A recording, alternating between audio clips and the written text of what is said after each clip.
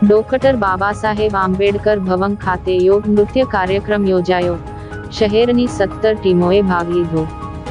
મહિલા પતંજલિ યોગ સમિતિના સાઉથ ગુજરાતના રાજ્ય પ્રભારી તનુજાબેન આર્યાના માર્ગદર્શન હેઠળ મહિલા પતંજલિ યોગ સમિતિ ભરૂચ અને સંસ્કૃતિ સમાજ સેવા સંસ્થાન ભરૂચ દ્વારા ડોક્ટર બાબાસાહેબ આંબેડકર હોલ ખાતે આંતરરાષ્ટ્રીય યોગ દિવસની પૂર્વ તૈયારીના ભાગરૂપે યોગ નૃત્યના કાર્યક્રમનું આયોજન કરવામાં આવ્યું.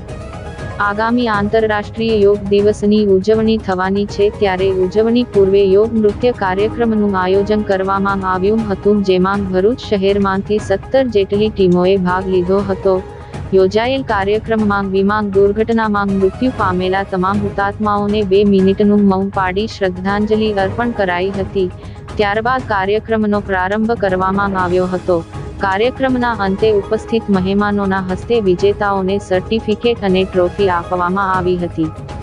આ પ્રસંગે જિલ્લા ભાજપ પ્રમુખ પ્રકાશભાઈ મોદી, ભાજપ અગ્રણી દિવેશભાઈ પટેલ, ભરૂચ નગરપાલિકા પ્રમુખ વિભૂતિબા યાદવ, કિન્નર સમાજના આગેવાન દીપામાસી, જિલ્લા યુવા વિકાસ અધિકારી મિતાબેન ગવળી સહિત મહિલા પતંજલિ યોગ સમિતિ ભરૂચના જિલ્લા પ્રભારી હેમાબેન પટેલ, સંસ્કૃતિ સમાજ સંસ્થાન ભરૂચના સ્થાપક પ્રકાશચંદ્ર પટેલ, પ્રમુખ અંજલિબેન ડોગરા સહિત પતંજલિ પરિવારના સભ્યો મોટી સંખ્યામાં ઉપસ્થિત રહ્યા હતા.